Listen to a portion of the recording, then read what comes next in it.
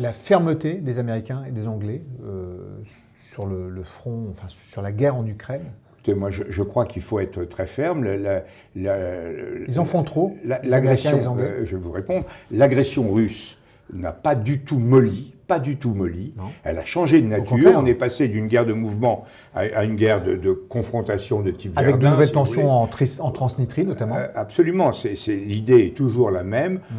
Ça implique qu'on fasse un effort très important d'aide à l'Ukraine. L'Ukraine, c'est quand même un pays petit par rapport à la Russie. C'est un pays héroïque, mais c'est un pays fragile. Il a été bien meilleur dans sa résistance qu'on imaginait, et les Russes ont été bien moins bons que ce qu'on pensait, mais c'est quand même très très précaire. Donc il faut absolument les aider, et les Américains ont raison de le faire. Même le retard apporté par le Sénat, c'est pas très très satisfaisant. En revanche, je crois qu'il ne faut pas se tromper d'objectif.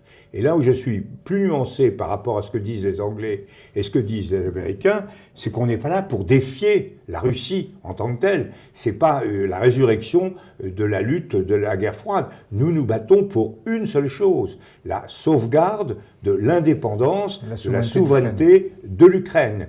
Et tôt ou tard, pour y parvenir, on devra causer, comme disait Bonaparte à propos de la Vendée, il va falloir causer. Et à un moment, on devra causer avec Poutine. Le moment n'est pas venu, parce que Poutine vit dans un monde parallèle et n'est pas prêt d'en sortir, mais il faut quand même préparer cette échéance, et je pense que le président de la République a tout à fait raison de maintenir le fil ténu de la sociabilité avec la Russie.